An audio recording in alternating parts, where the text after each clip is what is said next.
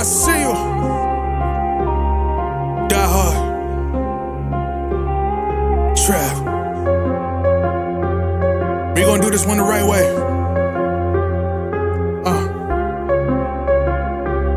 We in here forever. Yeah. Die hard. Homie, die hard. You can check the swag, he the realest by far.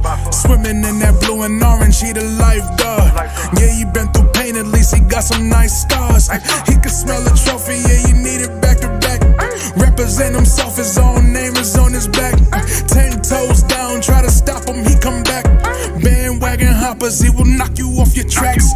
You ain't saying nothing, Nero been here from the start. He been working in the lab to take his team and make it art. See him going over film to help him build and make him smart. He will tell you how he feels because he's real and he got heart. He will never fade away, he will never change his face. Everybody picking faves and he's feeling out of place. Cause he is for the team and he always rep the squad. Like that Christmas movie, he gon' always die hard. City on my back. They ask me what's my name and it's on my back. I'm just speaking facts. We got big dreams, we ain't looking back. We be really die hard, yeah, that's a fact. We be really die hard, ain't no going back. Make the whole crowd rise like a thermostat. Fourth quarter, I'm the killer that's gonna murder that. What's good, guys? It's your boy E-Rule, host of the Knicks podcast. Just got in the crib, just realized the freaking draft lottery was right now and just put it on. Just saw the Sim was on too, because Sim is also doing a live pod as well. But I'm on here now, man, because like I said, I literally just got in from work, freaking going crazy, trying to get as much information as I can on the way here. So I said, you know what, man, there's something I want to say, here, wanted to add to this whole thing. So I said, hey, might as well just jump on real quick. And I did the freaking thumbnail in the car while I was driving on the freaking Grand Central. And here I am now, man, live on your TV screens on YouTube, man. So it's a crazy journey that I have here doing this podcast, man. But anyway, the young people just already popped up on the panel already. So we're a commercial. They're preparing for the theatrics now. So for those that don't already know, we got a 20% chance to get that next pick. That 10 pick, whatever, we have to get 11th. We have the 20% chance to get 11. To get 12, of course, the percentages drastically change. But 20% out of 100, that's a lot of percent, and that's odds that I would put down money to see if the Knicks could get it, man. So it's one thing too. The one thing to remember about this draft also is that if the Knicks don't get it this year, they can get it next year, and I believe the year after that as well. But if we don't get, it's also top 10 protected the next 2 years also. If we don't get it the next 2 years, then it turns into a second round pick. So anyways, it's a bad gamble for the Knicks to put that much restrictions on this trade or whatever. But the Knicks had to do what they had to do in order to make whatever trade they did, to make it happen and stuff, man. So it is what it is, man.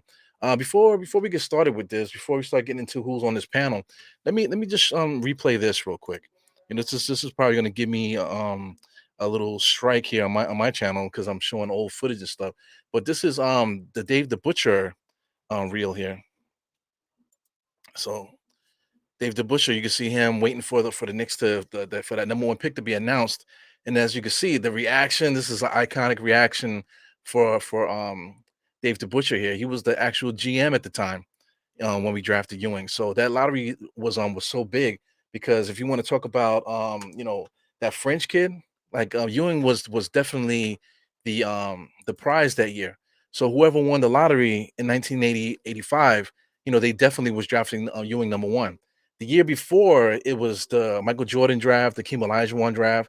So I believe Hakeem Olajuwon was drafted first, Sam Bowie second, and then Michael Jordan third. So that was a big draft. The couple drafts before, you had Clyde Drexler. Also, Charles Barkley came in that same 1984 draft, I believe. Karl Malone came in the 85 draft. So it was a lot of big, let's say like all worlds, some of the greatest basketball players that ever played a game popped up during this time period. So, I don't want to say that we're in a spot where the greatest players of all time are going to start popping up, but the NBA is in transition. Some of the older guys like Durant and stuff like that, they're in their late 30s and stuff. Some of these other guys too, like even some of the guys that the Knicks have, if you want to talk about Julius and these guys and Brunson, they're in their late 20s as well. You know what I'm saying? So, we're the league is in transition. We need we needed some youth. Shout out to John Morant messing up his career, fooling around with the guns and just being a young kid, a young kid with kids, which is annoying. Somebody like him don't have his head on straight. The NBA wants him to be the face of the league because he's American. That's just a given right there. And he totally he's blowing that. So they really need that next American kid to come in here. Shout out to Scoop Henderson.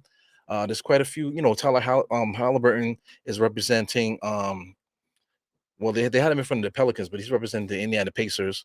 This guy Mosley, he's the coach of Orlando. They got two picks today. They got two picks today in this draft. Shout out to Brandon Roy. How cool would that be if Damon Lillard was able to get the number one pick there, to give him some reinforcements. You got Mark Williams from Charlotte. That's interesting because Mark Williams barely played for Charlotte. So, I guess they have their chips in his hands. In Ime Udoka was the coach of Boston in the beginning of the year. He got fired due to a scandal. You got Ben Wallace is representing Detroit. That Ime guy is representing Houston, by the way. It's got Ernest and Young has always been there doing the thing. Shout out to David Stern also. The Ewing draft 1985 was the famous frozen envelope when he stuck his hand into the spinning thing there and he felt around for the frozen envelope. The envelope that was the coldest one, the coldest envelope was the one that was the Ewing pick. So that's always been a rumor. There's plenty of videos on YouTube that you guys can check out as time goes on. There's a bunk stat and everything else like that. But this is our boy right here. Let's show this. This is our boy here, the deputy commissioner. I don't know if they're gonna allow me to show this on live on the screen there, but it's probably blocked. I see that it's blocked here. So, this is what I'm looking at. I'm looking at that the commissioner right now. So this is the deputy commissioner. He's gonna be announcing some of these guys here. So I guess he's the one that's gonna read it now. So 14th pick is the Pelicans. So then after that is the Raptors. Raptors got number 13. This is interesting. This is going pretty quick, man. So number 12, we need Dallas to be number 12. We got OKC. So far, I don't think there's any movement. Let me see if I can get the sound up for myself. This is important. Number 11. Number 11. Do the Knicks keep their pick? No, they don't. So Orlando Magic gets 11. So that means that Dallas will keep their pick at number 10. We'll see if Dallas Mavericks went moved up. This is interesting. So Dallas Mavericks keep their 10th pick. So that's the end of that there. So that's the end of that there. So I mean, the reaction would have been crazy, man. So once again, this is what I'm watching. I'm watching on this here. They definitely blocked it out, so you can't show it. So that's amazing how they do that. How they could just block out a whole screen. I got my Optimum there, as you can see. But it's amazing that they can block out the entire footage from you showing it on the screen there. It's amazing. So I just want to see the reaction of these guys once they get the picks here. So far, I don't think anybody moved up yet. So Indiana Pacers. So far, everybody's where they're supposed to be, if I'm not mistaken. Pick number 6, got Orlando. So Orlando's right where he's supposed to be. Yep. So here we go. It goes in the fifth pick. It's going to the Detroit Pistons. Wow. So Detroit had one of the worst records, the best chances to get that top pick. So somebody moved up.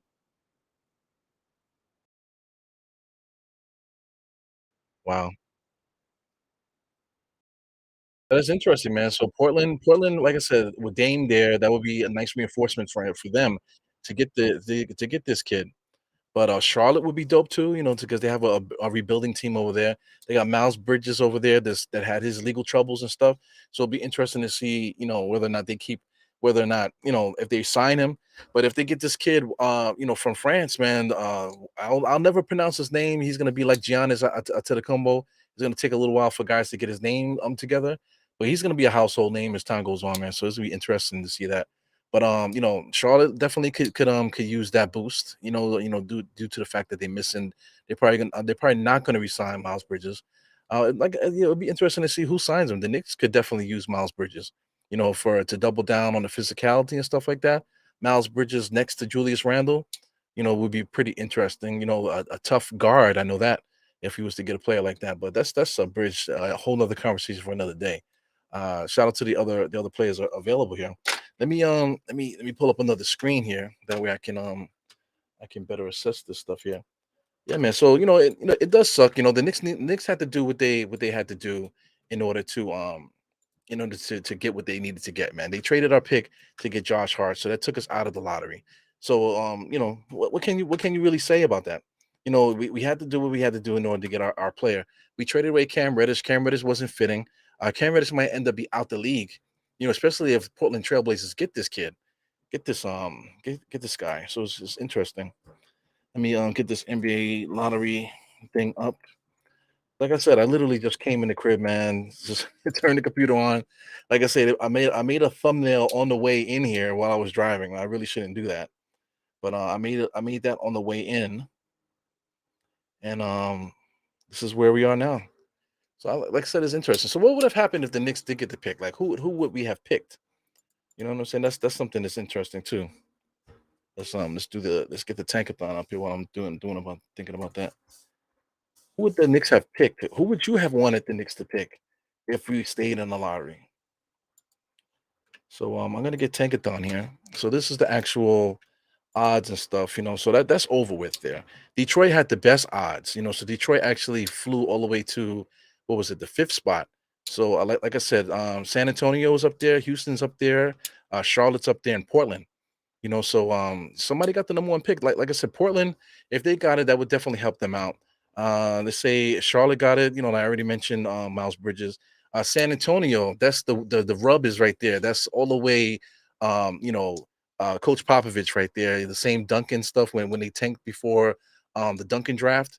This definitely gives vibes to that. But they don't have the David Robinson, you know what I'm saying? They don't have the Tony Parker and that type of player on the roster. Now at least maybe I might be not giving them enough credit because they do have that that kid from Poland.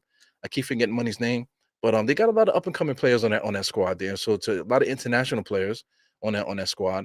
A couple of good American players on there too, man. So I mean, adding this kid to this team with the experience that he has and stuff like that. Good coaching, from the start with that kid will be great for him. And Houston, Ime Udoka, I don't know about him going to Houston. They're gonna have basically a father figure kind of coach over there in Houston. They got a lot of knuckleheads on that squad there that just really need leadership. So I don't know if going to Houston would be the best situation for him. It would have been interesting to see him on OKC. But OKC did not get into the top four. So yeah, man, it's interesting. So we got Houston, San Antonio, Charlotte, and Portland right now in the mix here for this draft lottery, man. So I'm excited here. So let's get into the mock draft here. So let's say if the Knicks were to have gotten to 10th spot, who would have been that guy? See, so guys like Taylor Hendricks, he's from UCF. I'm not really familiar with him. Grady Dix, pause with that name, but 6'7", small forward, for Kansas. I got a chance to watch him a little bit. He's decent. Who else? Jarris Walker. These are players that I'm not really too familiar with. You got Usar Thompson and you got his brother Amen. So both those guys are 6'7". One guy is more of a point guard, shooting guard. The other guy is more like a shooting guard, small forward kind of. But they're both tweeners, both very similar games. At their age, playing for overtime elite. You got Brandon Miller also too. So those three guys will probably be one of the guys that I would have drafted. But at 10, he wouldn't have been available at 10. So for those that are crying about the draft pick, you got to be in it to win it, to see who's going to get it. And I didn't mean to rhyme there, but I did. But this is the actual draft. I don't think they're going to show it. Yeah, they beeped it out, so I'm going to have to like pull it off. Yep, they still beep it out. So I mean, that's great. The little parlor tricks that they got going on with that, with the draft and stuff. So Portland is definitely getting the fourth spot. So they're gonna no. Portland got the third pick. So Houston got the fourth pick. So while I'm talking, fourth pick for Houston, Charlotte. So San Antonio. So I mean, I just finished saying that with Tom with some Greg Popovich and the whole Tim Duncan situation.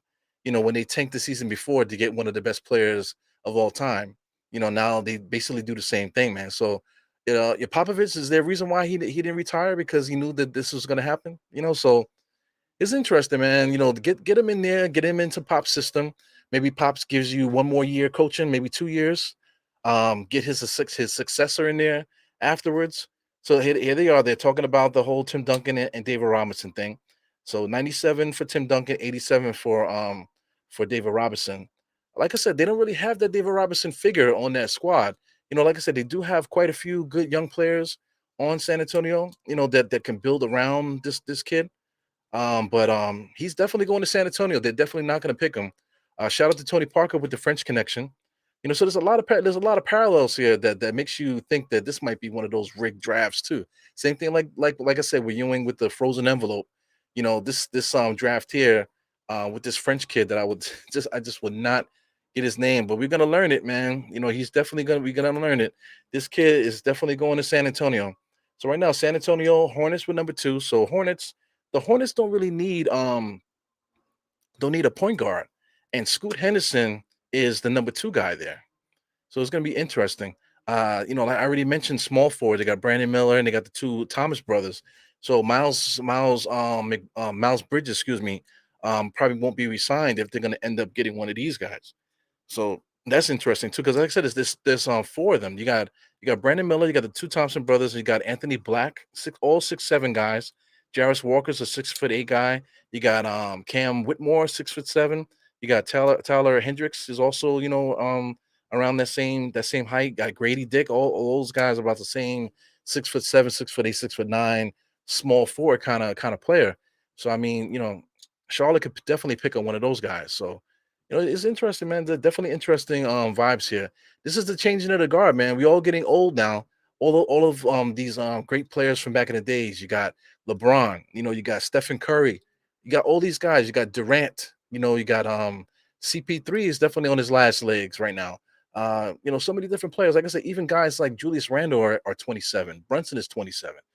These guys are getting old now. So we're approaching even guys like Giannis and shout out to Embiid and all these guys. They're getting up there and in closer to 30 and getting close to the wrong side of 30. Dame is already in his 30s. So who's going to be the next star? The next generation is coming. Who is going to be the next group of stars? When we look at these drafts, are we going to look back and say like, wow, this is one of the better drafts and stuff? This is going to be very interesting going forward and see how this plays out. Even look at it at the panel. You got Wojnarowski there. You got Richard Jefferson's on the panel there, which is definitely different, a different look there. You got 2 females, 2 great, 2 of the probably like the best female analysts, not necessarily analysts, but just TV personalities. Shout out to um, you know, our girl, I can't think of the girl's name there, but shout out to our girl this on MSG. She's like probably like one of the best female analysts out there. The other young lady is probably one of the best TV anchors out there. You know what I'm saying? So yeah, man, this is definitely interesting, man. It's a changing of the guard, 2023. The future of the NBA, the future of the sport is definitely here. Yeah, Monica McNutt. I don't know why I couldn't think of my baby Monica, man. But Monica is probably like one of the best, not just females, but absolutely the best female commentator, but definitely, just one of the best analysts, period, on television right now. You know? So right now they got Brandon Miller at number 2, Scoot Henderson at number 3 to the Trailblazers, which is interesting. So are they going to trade Dame now? They're going to trade Dame and look to get draft picks and that type of thing. We got Amen and the other guy, what's the name? Walker, I believe they just showed just now, or Anthony Black, Jarris Walker, what's the name? Taylor Hendricks. At these other spots there. So it's interesting. It's interesting to see who these guys pick. But the Knicks are not in it, man. So like I said, the Knicks would have been in the 11th spot. So like I said, you're looking at the mock draft here, the 11th spot. Who will we have picked? Carson Wallace if he was there. Is that who we need at point guard? He's a point guard from Kentucky. Uh, you know, Keontae George from Baylor. He's decent. I remember watching him in the tournament. Jordan Hawkins, Nick Smith Jr. You got Bryce. Some of these guys here you like, were we really missing out on any of these guys? But the thing is also too, the Knicks are definitely gonna probably make trades in this draft and stuff, man. So we might be able to trade into the draft, by making some kind of trade, especially for some of these teams like I don't want to say, but Dame, maybe we could possibly be in the mix of to getting Dame, which I doubt. But still, this all these star players are going to be dangling. So you never know. You never know how these things play out.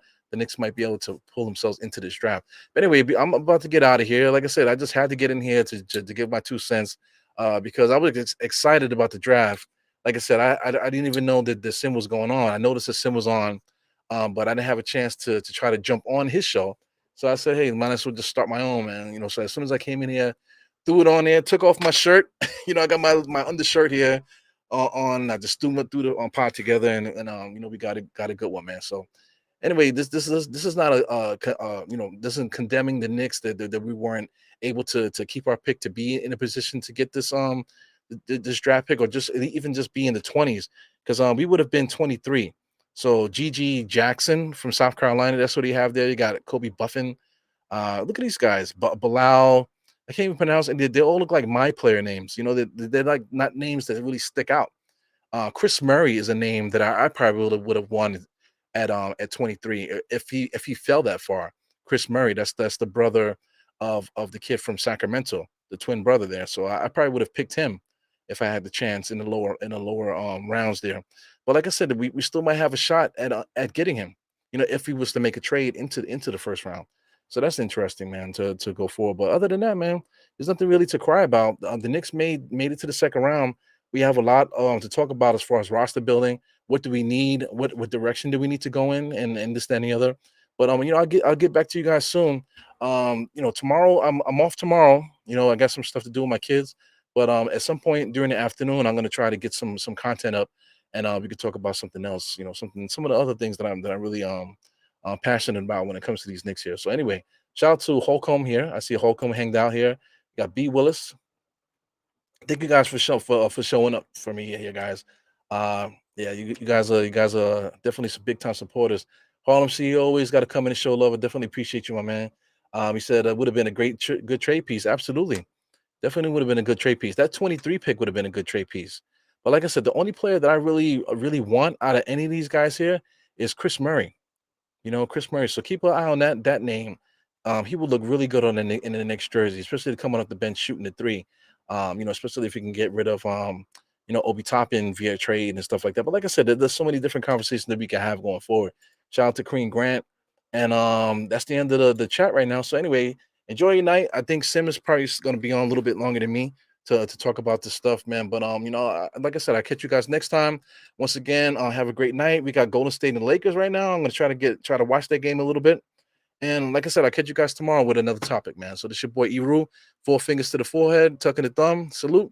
And I'll see you guys next time. Peace. Enjoy the outro.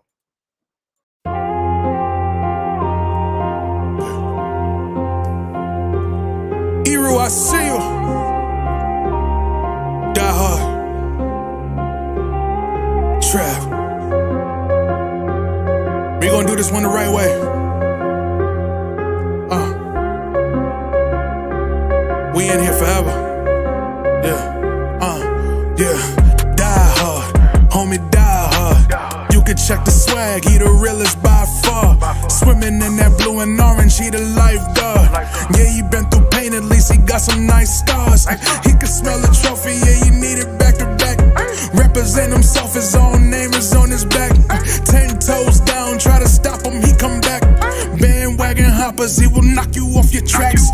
You ain't saying nothing, Nero been here from the start. He been working in the lab to take his team and make it art. See him going over film to help him build and make him smart. He will tell you how he feels because he's real and he got heart. He will never fade away, he will never change his face. Everybody picking faves, and he's feeling out of place. Cause he is for the team, and he always rep the squad.